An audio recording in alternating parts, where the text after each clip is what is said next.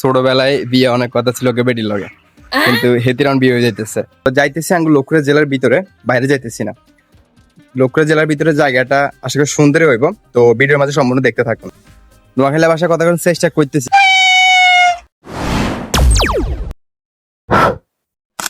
আসসালামু আলাইকুম এভরিওয়ান, কি অবস্থা? ব্যাকের আশা করি সবাই অনেক বেশি ভালো আছেন, আমিও ভালো আছি। আজকে আই যাইতেছি এমন একটা জায়গার মধ্যে যেখানে মানে ছোটবেলায় বিয়ে অনেক কথা ছিল ওকে বেটির লগে, কিন্তু হেতিরান বিয়ে হয়ে যাইতেছে। আর আই যাইতেছি হে বিয়ে খাইতে। সম্পূর্ণ ভিডিও দেখতে থান। আর আজকে সম্পূর্ণ ব্লগটা আমি নোয়াখালী ভাষায় কথা বলার চেষ্টা করিয়াম। নোয়াখালী ভাষায় কথা কইতে গেলেও আমার মুখের ভিতরে শুদ্ধ ভাষা চলে আইয়া, তারপর চেষ্টা করতেছি আঙ্গ নোয়াখালী ভাষায় কথা কনের। আর আমি কিন্তু নোয়াখালী না, আবার হচ্ছে লক্ষ্মীপুরা। কোন জায়গার মধ্যে আমি যাইতেছি আর নিজেও জানি না, তবে যাইতেছি আঙ্গ লক্ষ্মীপুর জেলার ভিতরে, বাইরে যাইতেছি না। লক্ষ্মীপুর জেলার ভিতরে জায়গাটা আশা করি সুন্দরই হইব, তো ভিডিওর মাঝে সম্পূর্ণ দেখতে থাকুন। গাড়িতে উঠে পড়ছি, এখন গাড়ি করে আমরা যাব আমাদের গন্তব্যস্থলে। তো প্রথম হচ্ছে আমি গাড়িতে গান বাজাইছি, নিজে গান বাজানোর পরে একটা হিন্দি গান বাজাইছি, কিন্তু এই গান কেউ পছন্দ করে না। পরে আমরা ড্রাইভারে কয়, আপনি কি গান চালান মিয়া, সুন্দর একটা গান চালান। পরে আইকা আপনি চালান, আপনার যাত্রী আপনার ড্রাইভার ওরে হেতে যে গান চালাইছে সেই গান আপনি শুনেন কদ্দুরা।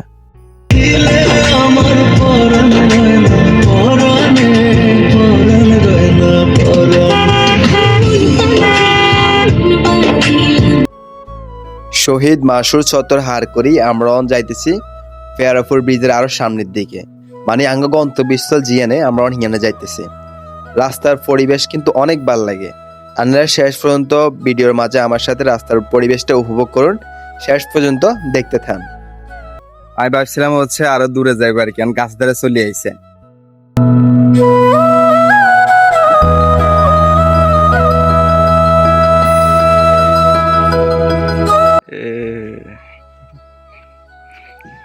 আলিশা হাই। একটা জিনিস খেয়াল করলাম, সবাই কয় কি বিয়ে খাইতে যাইবো, আসলে বিয়েটা খাই কে? তো দাওয়াতখানার শেষে আমরা দোকানে আসলাম, আসার পরে একটু শয়তানি করতেছি ক্লাম বোর্ড নিয়ে, মানে এক মাস হয়ে গেল আর কি এই ফাঁক দিয়ে।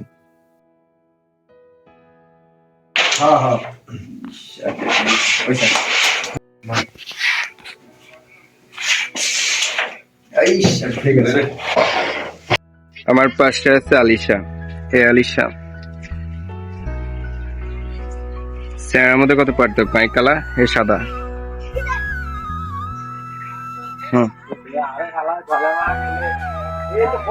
ক্যামেরা দিকে দেখো,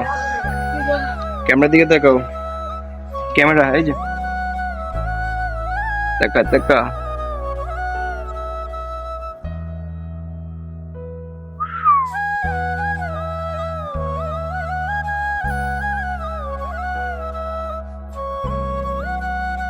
মানে যে যার মধ্যে আছি, এর পাশে হচ্ছে মতিরাটের মধ্যে আর অনেকগুলো ভিডিও আপলোড করছি, মতিরাটের ভিডিও দেখা হয়েছে। তারপর গ্রামীণ পরিস্থিতি বিয়া মোটামুটি সুন্দর আছে সবকিছু। রাস্তাটা দেখলে মোটামুটি মন জুড়ে যায়, এরকম অবস্থায় আর কি।